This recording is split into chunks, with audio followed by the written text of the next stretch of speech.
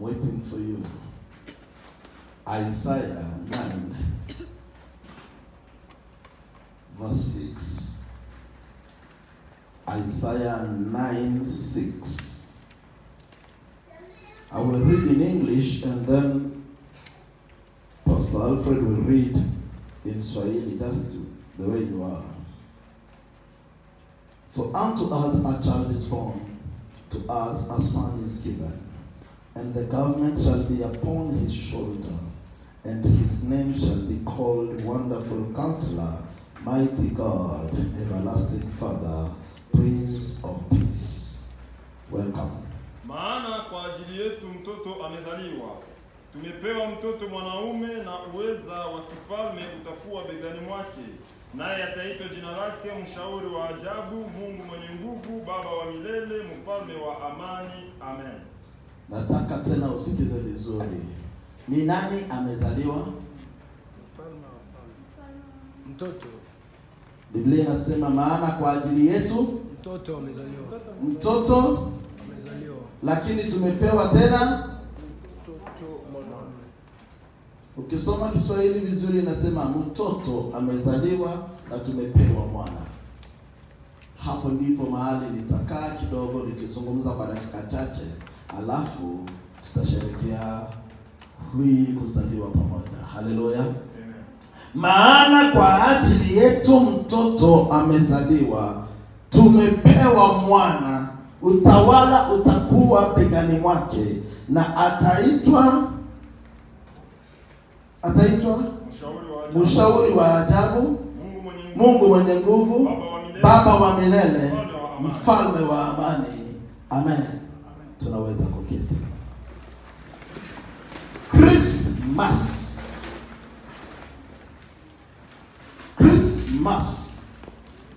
inamaanisha nini na kwa nini tunaisherehekea? Tukiingia kwa undani tutakuta ya kwamba Biblia inasema mwezi wa 6 malaika Gabrieli alitumwa na Mungu kwa Bikira Mariamu ambaye alikuwa ameposwa na Yusufu. Alipoingia nyumbani kwake akamwambia, salamu uliyepewa neema, Bwana yupo pamoja nawe. Tazama, utachukua mimba na kumzaa mtoto mwanaume, na jina lake utamuita Yesu. Huyo atakuwa mkuu. Ataitwa mwana wa aliye juu. Baba Mungu atamupa kiti cha enzi cha Daudi baba yake. Sasa you can touch this microphone kidogo. Atamiliki nyumba ya Yakobo, na kwa milele utawala wake hautakuwa na mwisho.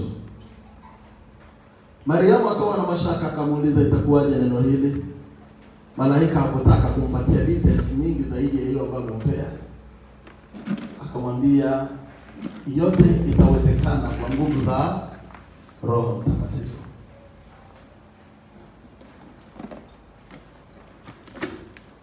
Mwezi wa ngapi? Wa 6. Baada ya hiyo, historia haijasema ya kwamba Yesu akazaliwa premature. Na hata ingelikuwa ni premature, mwezi wa 6 na mwezi wa 12 haingiani. Kwa hivyo ni nini ilifanyika? Naona vile wameleta kichwa chake kwa video. Ni nini ilifanyika?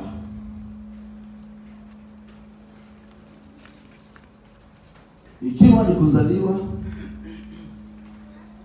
watafiti wamoja wanasema ilikuwa around tarehe 20 mwezi wa 4, na wengine wanasema historia tofauti. Wengine wanasema ilikuwa around 18th May, wengine wanasema mambo mengi, lakini tulikuja kujikuta tunasherehekea hii sherehe ya kuzaliwa kwa Yesu Kristo mwezi wa 12 kwa sababu ya utawala wa Rome ambao ulioamua ya kwamba tutakuwa tukisherehekea tarehe 15. Kumeendaje mzao? Nikushinda.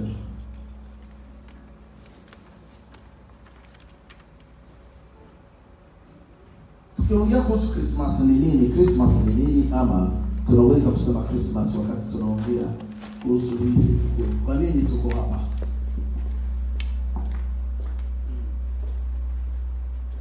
Celebration of Christ's birth. Close other microphones. Hiyo tu ndio question. Oh my goodness. Kwa nini tuko hapa? We are celebrating. Yes, jibu baba. We are celebrating Christ's birth. Tuna celebrate kuzaliwa kwa Kristo. Hiyo ndio maana uko hapa. Are you sure? Umejibu vizuri sana. Can we give him a clap? We are here because we are celebrating the birth of Jesus Christ. We are here because we came to tell our God that the gift you gave us, we received it. Hallelujah. Tuko hapa kwa sababu tulikuja kumwambia Mungu Baba ya kwamba zawadi uliyotupa ya mwana tuliipokea na tukashukuru. Hallelujah. Lakini Biblia inasema kwa ajili yetu mtoto amezaliwa na tumepewa mwana. Unto us a child is born. We have been given a son. Why a child and why a son? Are we together? Kwa nini mtoto amezaliwa lakini mwana amepewana?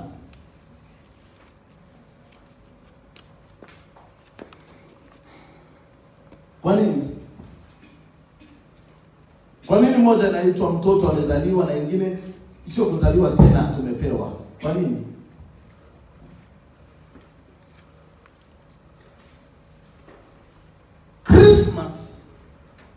Christmas ni contribution ya Mungu na mwanadamu kuleta ukombozi kwa dunia. Hallelujah.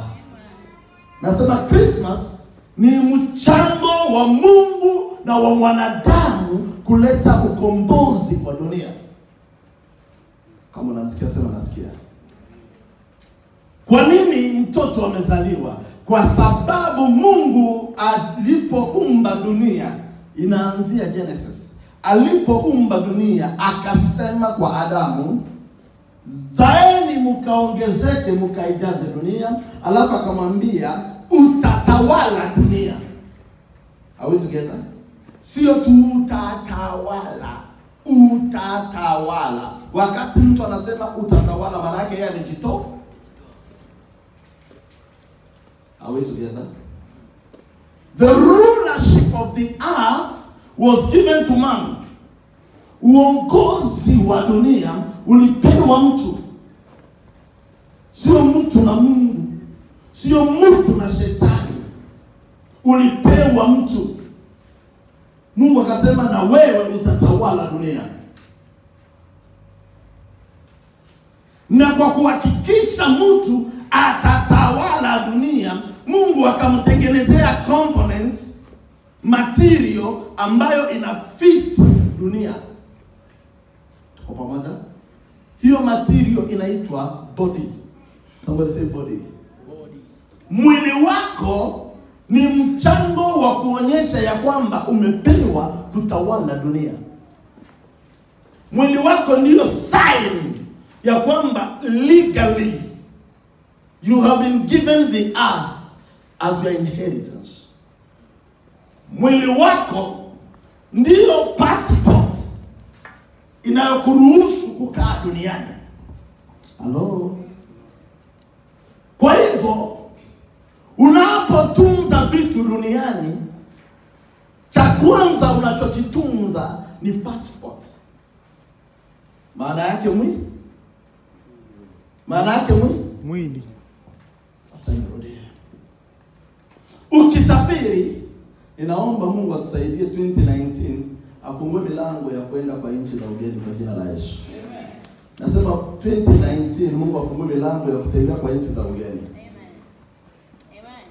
Kuna mtu anasema sina hata ID.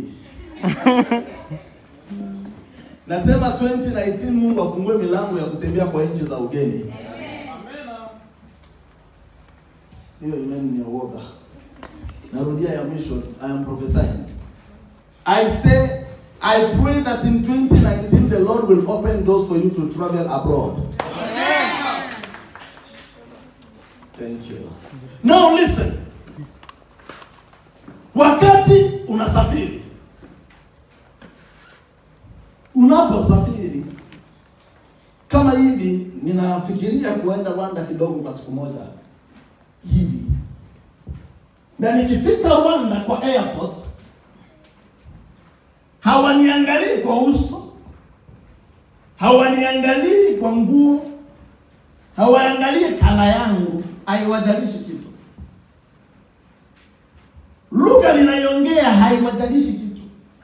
Kenye wanahitaji tu ni mimi ni produce passport yenye imeniruhusu kuwa kwa hiyo udongo yao.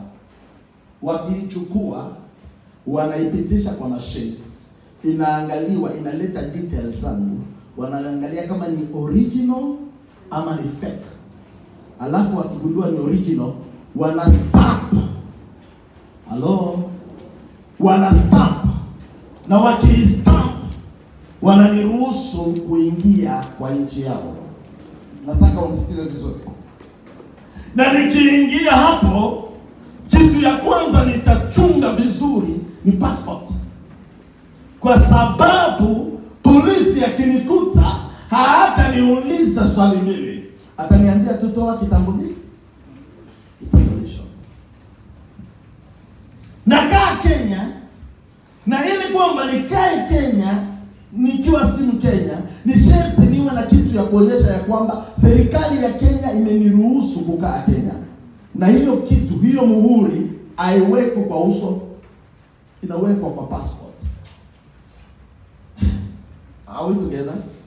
Kwa hivyo katika uumbaji, Mungu alipoumba vitu vyote vilikuwa roho. Alafu ili kwamba avipatie legal right duniani, akavivika passport.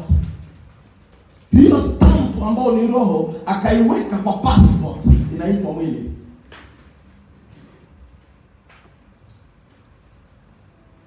What makes you to have right on earth is not your language, it's your body. It's not your spiritual filled powers, it's your body. Hello?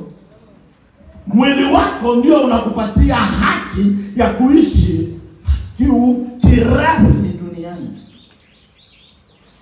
Ndio kwa maana Mungu akasema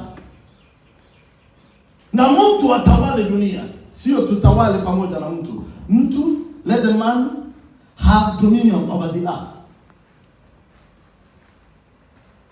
Chochote kilicho na utawala duniani ni chochote kilicho na mwili. Tuko pamoja? Halafu mtu aliyepewa mwili, ukumbuke kilichoambiwa kitatawala ni roho, lakini hakiwezi kutawala bila kuwa na kitu yenye hiyo passport yenye na kiruhusu kwa duniani, wakapea mwili. Na wakati shetani alipogundua ya kwamba Mungu ametengeneza kiumbe ambayo sio malaika na ambayo sio Mungu, ni kiumbe ambayo inakaa katikati ya Mungu na malaika, haieleweki ni kiumbe gani. Shetani akagundua ya kwamba utawala wa kupita duniani umeisha, kwa sababu kuna matendo fulani imepewa utawala wa duniani. Ndio ilibidi atafute kiumbe ambacho kina haki ya kuwa duniani, ili kwamba na yeye akiongea duniani asikizwe, kwa sababu wanaosikizwa duniani ni walio na mwili.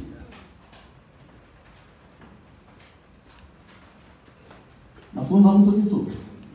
Na ndio kwa maana alitafuta nyoka, kwa sababu nyoka ana mwili, na kilicho na mwili kina haki ya kusikizwa duniani.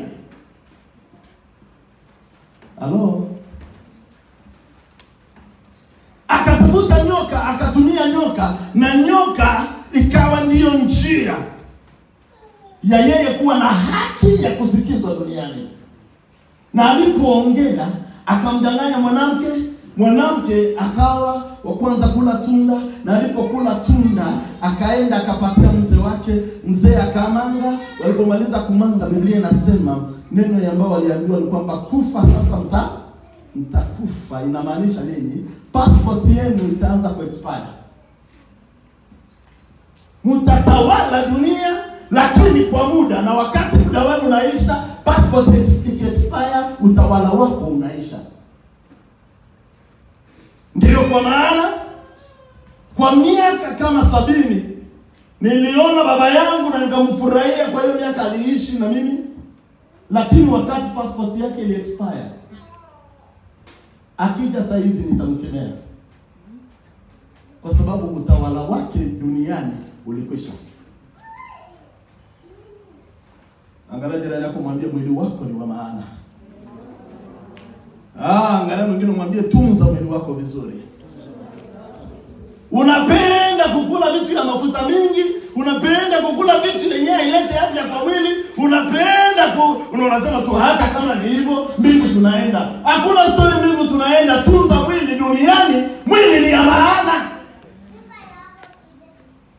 Halo? Kinachopatia roho yako nafasi ya kutawala duniani ni mwili wako. Halo?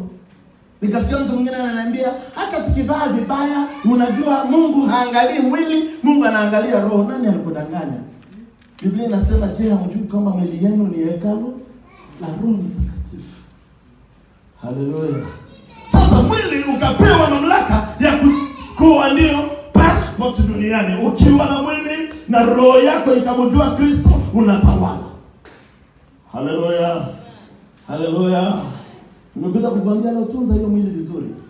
Kama ni kuimudu vizuri kabisa, tibu vizuri, tengeneza vizuri, pea vizuri chakula. Ikiwa inaweza wakati yenye ni ya mafungo, pea mafungo nzuri. Haleluya. Na wakati huu mwili ukawa umepewa muda wa kutawala, na ukimaliza una expire.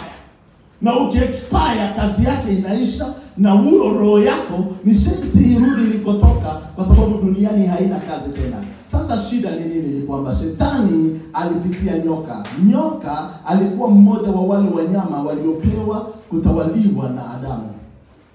Lakini shetani akapitia nyoka. Na alipopitia nyoka, ikabidi sasa Mungu ajiulize naye atapitia nani? Kwa sababu Mungu ni roho na shetani ni roho, na wote wawili hawana legal right kuoperate duniani kwa sababu hawana mwili. Halo? Wote wawili hawana mwili, kwa hivyo wote wawili walihitaji mwili kufanya kazi duniani. Shetani alikuwa wa kwanza kuharakisha, akatumia nyoka. Ilibidi Mungu ahakikishe kabla hajamaliza mazungumzo yeye na nyoka na mwanamke na mwanaume, aandae naye yule ambaye atapitia. Halo? Ndio akaangalia akasema, sikia nyoka, tangu leo utatembea kwa tumbo. Inamaanisha nimereduce nguvu zako, utatembea kwa tumbo, na chakula chako kitakuwa nini? Mavumbi. Halo? Chakula chako kitakuwa mavumbi. Usisahau mavumbi inamaanisha nini? Mungu anaambia shetani chakula chako kitakuwa mavumbi. Na mtu alitoa mwili kwa mavumbi. Inamaanisha nini? Atakaye baki katika mwili shetani atamkula, na atakaye ingia katika roho atashinda shetani. Am I talking to somebody here? Chakula chako kitakuwa ni mavumbi, na kwa uzao wa huyu mwanamke kichwa chako kitapondwa. Inamaanisha nini? Apandacho mtu atavuna. Umemdanganya mwanamke, kupitia mwanamke nitamaliza nguvu zako.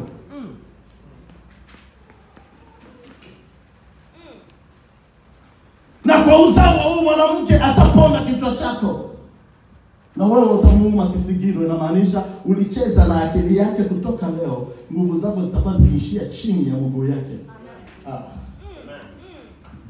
Leo ulikuwa na uwezo ya kuchezea kichwa, lakini kutoka leo utakuwa chini ya mguu. Unaweza kuuma kisigino, uweze fikia kichwa tena.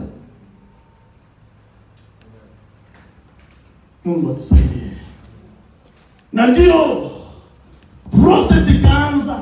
Safari ya shetani kutafuta mwanamke ikaanza. Na attempt yake ya kwanza ilikuwa kwa mlima Tabora, mahali aliona wanawake na akanusia ya kwamba Mungu ana plani na huo mlima. Ikabidi atume malaika wake walioanguka na yeye waende wakajivike mwili wakazini na wanawake kuharibu mbegu ya Mungu iliyoandaliwa kwa huo mlima. Wakazaliwa watu wanaitwa Nephilims. Nephilims ukiangalia kwa Kiingereza ndio original ya neno giant kwa Hebrew, inatoka kwa Nephilims. Maana yake watu ambao ni wakuu zaidi, hawakai kama watu kawaida, wanakaa ni kama mchanganyiko ya nguvu zingine, supernatural na natural. And that's the reason why when we were working on our vision as BMI, you remember it was before there we were saying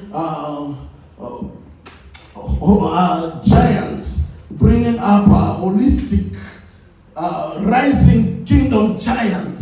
And when I went on prayers, I said, God, no, I want to dig word by word. I came to realize I don't need giants. That's the reason why we are heroes. Go and read on our website, you'll find it. Hallelujah. We are heroes. Giant king. Na ilikuwa njia moja, sio kwa sababu shetani alitaka naye awe na kizazi chake duniani, lakini kwa sababu alitaka mbegu ya mwanamke iharibike. Na wale ni mmoja wa wale ambao Mungu alifanya kuvuta dunia wakati wa Noa. Lakini katika utafiti wa teolojia watakwambia mmoja wa wale waliooa msichana wa Noa alikuwa na chembe zao. Ndio kwa maana baada ya Noa walionekana tena watu kama wao, na Mungu akasaidia wa mwisho kuuawa kwa wale watu waliuawa na Daudi na watu wake kina Goliath. Alo. Shida ilikuwa ni nini? Shetani alikuwa anataka kupinga neno lililosema kwa kitabu cha Mwanzo sura yake 3 mstari wa 15 ya kwamba sikia nyoka, kwa usawa wa huu mwanamke kichwa chako kitapondwa. Sasa shetani alikuwa anapinga mbegu ya mwanamke, kwa sababu katika wanasayansi watatuambia ya kwamba abebaye mbegu ya uhai ni mwanaume. Sasa mbegu gani shetani alikuwa anaogopa? Tuko pamoja leo, nikwambia leo ni Christmas na kupatia ufunuo ya Mungu, tunamaliza tunaenda. Amen. Kwa hivyo shetani alijua ya kwamba kutakuwa kitu ambacho mwanamke atakuwa anabeba na nitapingana nacho. Ndio kwa maana alipoona tu Mungu amechagua Abrahamu, akakimbia kufunga tumbo ya Sara. Alipoona Abrahamu anafanikiwa kupata mmoja anaitwa Isaka, akafunga tumbo ya Rebeka. Rebeka akafanikiwa kupata Esau na Yakobo, akajua ya kwamba Yakobo ndiye anabeba baraka, akatafuta ni nani Yakobo anapenda sana, Rachel, akafunga tumbo. Katika hali yake alitafuta mbegu yoyote ya mwanamke atakayeleta Kristo ifungwe. Kumbe asilolijua ni kwamba kuna msichana ambaye hajulikani baba na hajulikani mama, jina zao hazihitajiki kwa Biblia, lakini yeye ndiye ameandaliwa. Nimekuja kukutangazia leo, background yako sio shida. Jina ya baba ya Maria hatuijue, jina ya mama yake hatuijue. Tunayoijua ni jina ya Maria. Mungu atajulisha jina yako, haijalishi umezaliwa wapi, umetoka wapi na ulizaliwa na nani. Mungu akisema kukuinua atakuinua tu. Mungu alikuwa na mpango ya kwamba mtu asiyejulikana, wakati anapigana na wale wanaojulikana, Mungu anaandaa asiyejulikana. Naomba wakati shetani yuko nadhania wewe hauwezi kuinuka, Mungu aende kukuinua na ashangaze dunia, kwa sababu haujulikani umetoka wapi, lakini utakapoinuka kila mtu atakujua. Biblia inasema vizazi vyote vinaita Maria heri, na watu wanasema heri matiti iliyonyonyesha Maria, si kwa sababu Maria tunajua mama yake, ni kwa sababu tunajua Maria. Angalia jina lako, mwambie watanijua mimi. Angalia mwingine mwambie ni mimi nitajulikana. Sitaki kujua jina ya baba yako, sitaki kujua jina ya mama yako, sitaki kujua ukoo wako. Ninachokijua ni kwamba Mungu ana mpango na wewe. Haleluya. Ndio kwa maana nilikuwa nakuambia safari ya shetani ya kutaka kufunga kizazi ama kufunga mbegu ya mwanamke isije kumponda kichwa iliendelea, na ilipofika wakati Yesu Kristo alienda kukutana na Musa na Elia, walipokutana, kwa sababu shetani alikuwa anafikiria anataka kucheza kitu. Sikiza nikwambie siri. Siku moja Musa alienda kwa mlima, na aliporudi uso yake ilikuwa inang'aa, na watu walijua mtu yeyote aliyepata neema ya kuang'aa uso ni Musa. Kwa hivyo Musa walifikiria ndiye mbegu ya mwanamke. Ilibidi Yesu akiwa kwa mlima, yeye na Musa na Elia, nyuso ya Yesu iangae, ya Musa isiangae na ya Elia isiangae, ili awaambie muda ya kuang'aa ni mimi ndiye niliyekuwa nikifichwa ndani ya huyo Musa aliang'aa. Mimi ndiye niliang'aa ndani ya Musa. Nikiwa hapa Musa hangai tena, Elia hangai tena, ni mimi ninang'aa. Mimi ni neema, Elia ni unabii na Musa ni sheria. Wote wawili wanafaa kuleta ripoti kwa neema. Haleluya. Kwa hivyo kanisa haiongozwi na unabii, kanisa haiongozwi na sheria. Kanisa inatembea chini ya neema. Naongea na mtu hapa. Mtu asikushtue. Kila unabii kanisani inaweza kuvunjwa, na kila sheria kanisani inaweza kuvunjwa. Neema haivunjikaji. Haleluya. Tunatembea chini ya neema kama kanisa. Kwa hivyo uelewe ya kwamba Musa na Elia wanasimama kando, lakini anaeng'aa ni Yesu Kristo. Na Biblia inasema kwa huo mlima ndio mlima ambao malaika wale waliotumwa na shetani walizini na wanawake. Kwa nini? Walitaka kuharibu mbegu ya mwanamke. Ilibidi Yesu asimame kama mbegu ya mwanamke mbele ya macho ya watu, Petro, Yohana na Yakobo. Alafu mbingu itangaze ya kwamba walioharibiwa huko hawakuwa wamebeba mbegu. Mbegu ilikuwa inafichwa. Huyu ndiye mbegu niliyokuwa nikificha toka kitabu cha Mwanzo. Haleluya. Na ndio kwa maana Yesu Kristo alipokuja, nikitaka kupeleka haraka uelewe kitu moja tu, ni kwamba alipokuja shetani alinusia na akajua ya kwamba amefika. Akataka kumuua akiwa mdogo. Tuko pamoja? Akafichwa. Na ndio kwa maana nilikwambia shetani hakumuua Yesu. Makuhani hawakumuua Yesu.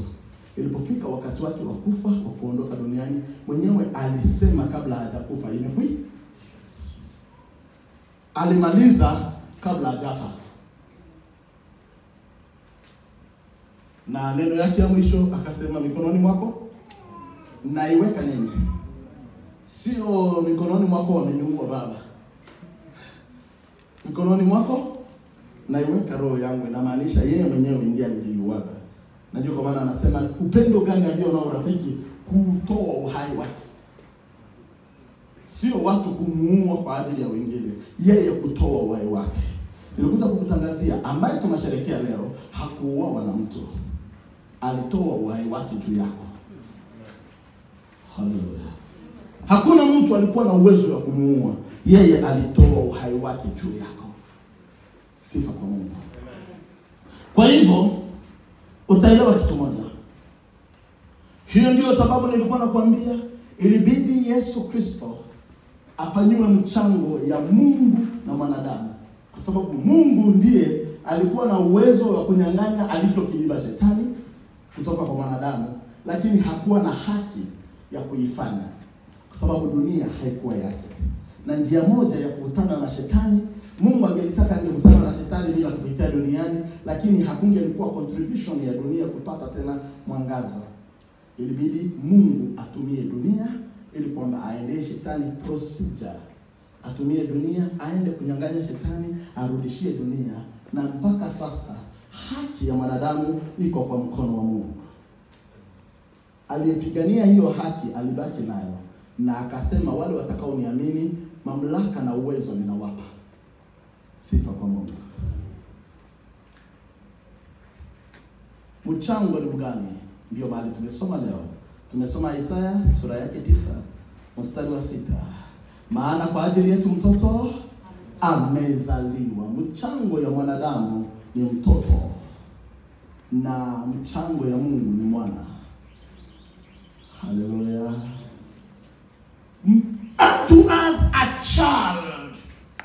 a natural, a human, a body is born, and a son is given.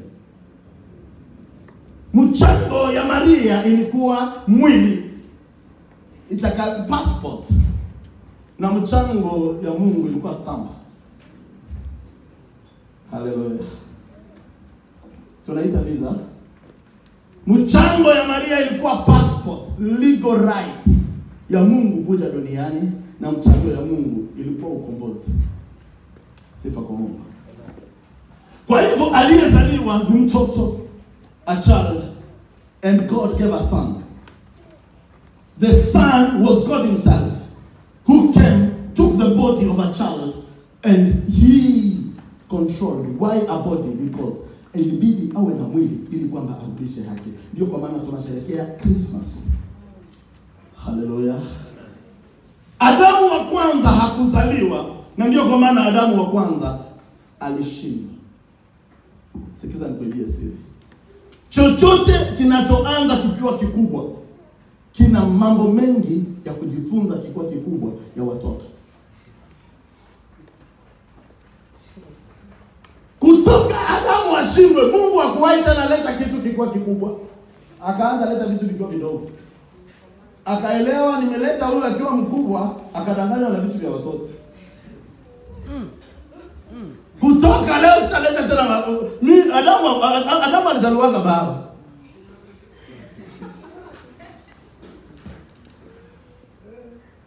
Sasa kabidi Mungu aanze kuleta watoi. Hallelujah. Usijidharau katika udogo wako. Mungu ameanza mpango wa kuinua walio wadogo. Usijidharau katika ule unyonge wako. Katika mpango ya kimungu, mambo makubwa hayajalishi tena. Mungu haleti makubwa mara moja, anaanza na udogo. Atazaliwa akomae. Sifa kwa Mungu. Adamu wa kwanza alianza na ukubwa akamaliza mdogo. Ilibidi Adamu wa pili aanze udogo amalize mkubwa. Wow. Hallelujah. Amen. Ndio kwa maana Adamu wa kwanza aliishi miaka 939. Lakini historia yake ilimaliza hivyo tu. Adamu wa pili aliishi miaka 33 pekee yake. Historia yake imebadili dunia. Hallelujah. Hallelujah. Ninaomba Mungu akupatie neema, kila ulichokiona kidogo kizaliwe katika nguvu ya Krismasi leo. Kila ambacho ulikiona kidogo kwa maisha yako kizaliwe na nguvu ya Krismasi leo. Kianze kukomaa na nguvu za Kristo ndani yake. Kama unanisikia sema amen. Ndio kwa maana tunapoondoka hapa leo tulikuja tu kusherehekea kitu moja. Ni kwamba Kristo amezaliwa. Na wakati Kristo alipokuja kuzaliwa, wakati muda wa mchango ulipoenea, Mungu akaleta mchango wake na Adamu na Maria akaleta mchango wake. Huo mchango wa Kristo ulipokuja, nataka nikuibia siri, alipozaliwa Yesu Kristo, watafiti wa Biblia wanakuambia baada ya kuzaliwa kwa Kristo, Maria alibaki bikira.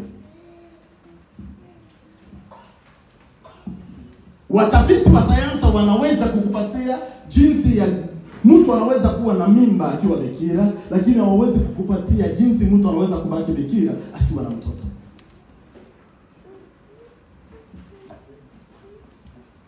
Hello? No delivery, but yet a virgin. Prepared for Joseph. Chochote Mungu anakunyang'anya, hakunyang'anya akuharibie, anakunyang'anya akuchungie. Yusufu, kazi ya Maria ilipoisha, kwa kuleta kile Mungu alihitaji, alimrudishia Yusufu vile alivyokuwa. Hello?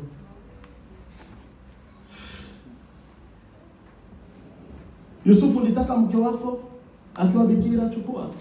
Ameshanipia mtoi mwenye niliita. Ndiye mtoto tunasherehekea leo. Ni mtoto wa kimaajabu. Hallelujah. Si mtoto kama watoto wengine. Mtoto ambaye aliwafanya mamajusi Majusi wanatembea katika njia wakiifuata nyota. Nakuja kukutangazia leo, baada ya sherehe ya leo, kila nyota iliyoumbwa juu ya maisha yako iangaze na watu walio mbali waifuate. Amen. Kila nyota iliyotengenezwa juu yako iangaze tena leo na watu walio mbali waanze kuitafuta. Amen. Watoto wa Mungu, wakati Kristo anazaliwa, nyota moja ikang'aa kuliko nyota zote. Naomba azaliwe ndani yako leo, nyota yako ingae kuliko nyota zingine zote. Kila atakaye kuangalia aone nyota yako inafaa kufuatwa. Christmas. Swali ni hii. Tunasherehekea Christmas. Christmas ni muda wa nini? Christmas ni muda wa kutafakari na kujiuliza, huyu mfalme aliyekuwa na vyote, kwa nini alikubali kuja kuzaliwa kwetu? Hallelujah. Hii ni muda ya kutafakari. This king who had everything, why did he decide to come and be with us? Christmas ni muda wa kujiuliza, ikiwa Mungu alipeana vyote alivyokuwa navyo, mimi nitapeana nini? Hallelujah. Hallelujah. Yesu Kristo alijua ya kwamba akizaliwa maternity, wengine wetu hawatapata neema ya kumkaribia. Nani anaishi kwa menja hapa? Nani anaishi kwa hori la ng'ombe? Wewe unafanyaga wanatoa chakula ya ng'ombe, unalala hapo ndani. Kwa hivyo kuzaliwa kwake kulikuwa chini ya uwezo wetu sote. Kwa pamoja, inamaanisha kila mmoja wetu ana uwezo ya kuaccess alipozaliwa. He was born a poor so that he may make us rich.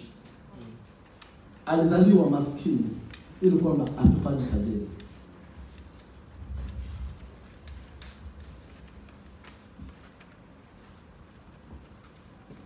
Na swali ni hii, ikiwa hii ni muda ya mapendo, it's time to love, to share and to give. What are you giving? What are you sharing? Who are you loving?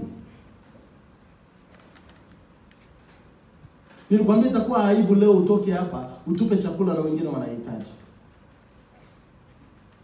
Itakuwa aibu leo utoke hapa uende umange utandike na hakuna hata mtu mmoja aliyeshughulikia leo. Sasa jirani hapo mwambie leo tutashare.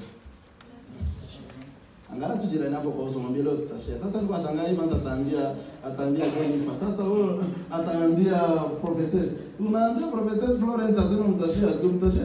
Ndio baba anaambia Jennifer leo tutashare. Mbona nikushare tu, angalia jirani mwingine. Tikiza jirani mwingine mwambie tutashare. Hallelujah. We will share today. Do you believe that? Leo tutashare. Christmas, it is time to celebrate through worship.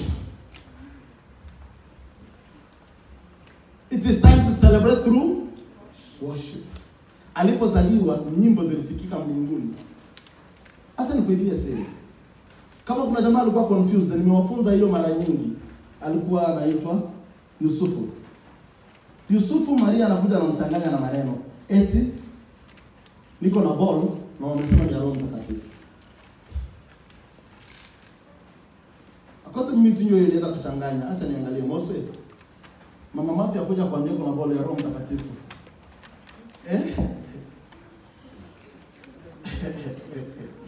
Ako kacheko kamesha jibu tayari. Utamwambia wewe ndio kana Roho Mtakatifu bora kufungua. Wewe uishio kana Roho Mtakatifu mpaka vile utajifungua. Yusufu alikuwa confused. Lakini acha nikuulize swali. Katika hiyo confusion yote ya Yusufu, marafiki zake kumuenjoy, Buda ni aje? Eti wewe ndio wife yako uko na boli ya Holy Spirit. Uko mbushi. Hello. uko ovyo sana wewe bwana mzima, wanakuja kukuchezea chezea hapa na unakubali eti Holy Spirit ndani. Tulikuwa tunaona kwa Adamu kalikuwa kanakaa tu hivi. Yusufu alikuwa ameenjoy ya kutosha, lakini acha nikuulize sasa swali. Wakiwa kwa menja, expectations za Yusufu anaangalia mtoi hapo. Hapo anasikia mlango inagongwa hodi ya kwanza. Kufungua hivi ni shepherd. Ndio nguzo za kunuka. Nafikiri yeye Yusufu anaangalia kama angalia akamwambia, "Huyu ndio alisema mtoto wa Holy Spirit." Angalia visitors. Angalia wenye wanakuja kututembelea. Hawa ndio wanakuja kutembelea Holy Spirit. Ulienjoy. Wachafu hivi ndio wanakuja kusherehekea mtoto. Anawauliza, "Hii story mnaitoa wapi?" Tulikuwa kwa mlima, jamaa mmoja anatutokezea kuna anaitwa Malaika Gabriel ni huyo jamaa wao mwenye alinitokezeaga na mimi usiku. Akaniambia nikiacha huyu demu ananikili. Can you imagine? Ni hiyo kitama chao, hiyo kamutei ngali inafanya kazi. Huyo jamaa wake mwenye alinitokezeaga akaniambia nikimwacha down nina date. Huyo jamaa watekezea, si ndio? Akamwambia ndio alitutekezea, akatuambia tukuje hapa mtoi amezaliwa ni mfalme. Mfalme. Akiwa kuna kitu katika hali ya kutokujielewa. Hodi ya pili, wenye wanaingia wanakuja na dhahabu, uvumba, mane. Nafikiri Yusufu baada ya kupokea wageni alichukua kwanza mtoi. Akaza I am the father. I'm the father. Alo, kwa sababu hakuna wakati Mungu atakupitishia makubwa kama hataki kukulipa. Wakati wote Mungu anaruhusu upitie ugumu, hapo mwisho kuna malipo. Nimekuja kukutangazia ugumu uliopitia mwaka huu, Mungu akulipe leo kwa jina la Yesu. Mahali popote ulikutana na ugumu kwa maisha yako, mbingu zikulipe kwa jina la Yesu. Nafikiri Yusufu alipoangalia dhahabu, uvumba na manemane, akakubali Yesu. Akasema huyu ni mwana wa Mungu. Roho Mtakatifu ndiye alikupea mimi. Nakubali. Hata akupea ya pili. Kama ni hii ndio zawadi zitakuwa zinakuja. Tuliona nyota yake tukaifuata. Mnamaanisha ujameko na nyota? I'm kidding. Ndio kwa maana wakati malaika alimwambia chukua mtoto ukimbilia Misri, hakuuliza kwa nini Misri? Akakimbilia Misri. Ameshapata dhahabu. Mungu akulipe kwa jina la Yesu. Nasema Mungu akulipe kwa jina la Yesu. Nasema Mungu akulipe kwa jina la Yesu. Amen. Sasa nikimalizia nikuulize, Christmas sio nini? Christmas sio Xmas. Tuko pamoja? Nasema Christmas sio Xmas. Kama umeandika message baada ya ibada kakunitumia eti Pastor Merry Xmas, ukachange. Christmas sio Xmas. Xmas is a worldly way, njia za kidunia za kutaka kutoa Yesu Kristo kwa season yake. Usifikirie ni kitu tu mtu alionaga udhaifu ya kuandika Christmas akaandika Xmas. Hapana, ni njia ya kutaka kutoa Christ into the story, and it was well calculated because X in mathematics stands for unknown. So it means we are celebrating a season of tunasherehekea season yenye hatuelewi. That's the meaning of Xmas. Tuko katika sherehe lakini mwenye alizaliwa hatumjui. Somebody say here. Here.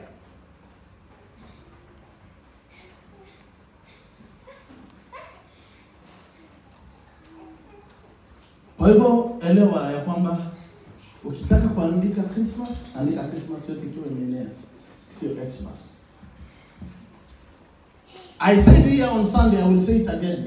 This is not a season to spend beyond our ability. December is equal to any other month. Ukitumia vibaya Januari itakuangalia. So Christmas is not time to finish your bank account, your M-Pesa account, or your pocket. Christmas is not that season. Christmas is like any other season. Are we together?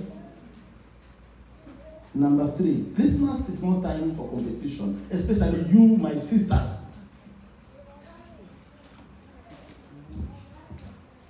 Amenunuliwa nguo hata mimi. Wewe! Christmas sio wakati ya competition. Ametengeneza nywele hata mimi. Wewe unyoe. Christmas ni wakati ya maabudu. Sio wakati ya competition. Wamepika chapati hata sisi. Hello. Saizi ukienda chickenini kumejaa hata mtu mwingine hajakula pizza miezi 6. Saizi ni pizza. Paka jamaa mwingine walimwambia last time, nataka pizza, akasema pizza tutapika baadaye. Hajua hata pizza ni nini. Wanamsumbua akili.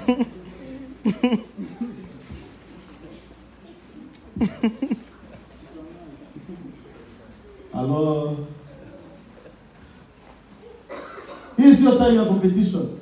Hii ni time ya worship. Hallelujah. Whatever you get, you thank God. Hallelujah. Amen. Whatever you get, you thank God. That's the reason why we are here.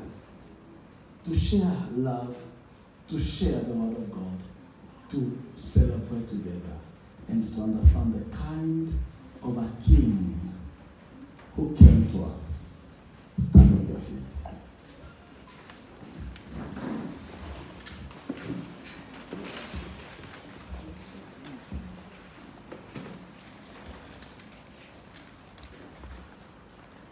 Just take your offering. Take your offering.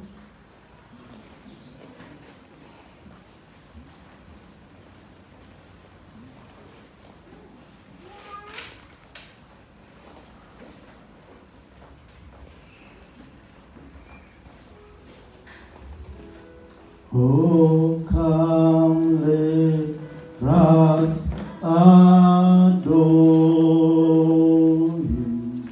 Oh, come, let us adore Him. Oh, come, let us adore Him in Christ the Lord. Oh, come, let us adore Him. Oh, come, let us adore Him. Oh, come, let us adore Him. Christ the Lord. Lift up your offering, I bless it. Father, I bless